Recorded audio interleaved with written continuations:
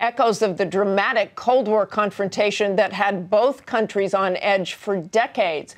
And just this weekend, a new reminder, a Russian military official hinting the Ukraine crisis may lead them to consider suspending inspections of the Russian nuclear arsenal.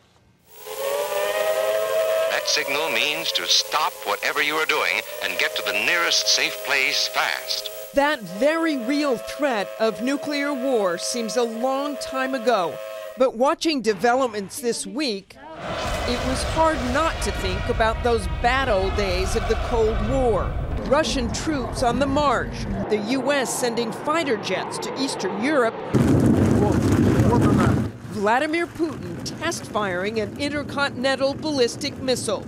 That ICBM, though unarmed, an especially sharp reminder that America still remains on alert for nuclear war.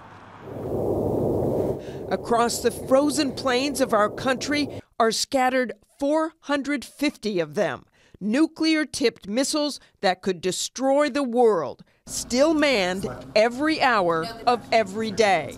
You could drive by this remote site and have no idea there was a nuclear missile silo here, but essentially, the nuclear warhead is just 10 feet below me.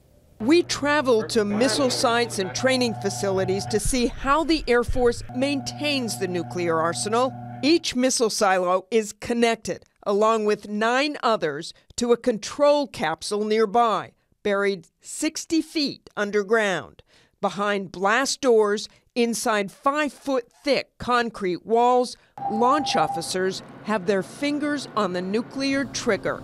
Step 1, launch key inserted. So it would only take 4 people to launch a nuclear weapon? Yes, ma'am. That's pretty heavy stuff.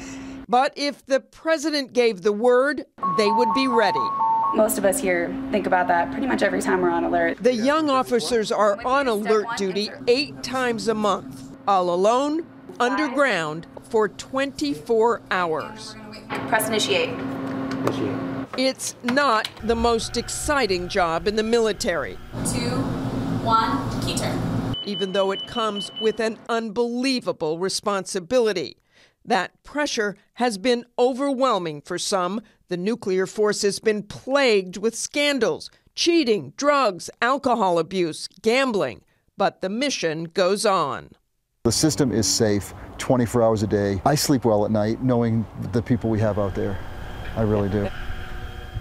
Colonel Steve Ganyard is back with us now. And Steve, what about these threats to not allow nuclear inspections? I think this is just more saber rattling by the Russians. I think this is just something to turn up the heat. We probably won't be too concerned about it. These treaties have been on the Cold War downhill for a while. But let's talk about the show of force in the region, what we could do militarily. Well, John Kerry was very careful this week when I was with him, really not to talk about any show of force particularly. But right, it's really because it's limited. And do we really want to go and rattle saber in the face of the Russians? The things that we have done, we've put 6 more F-16s. If we look at the map up in Lithuania, there's a contingent patrolling the Baltics up there.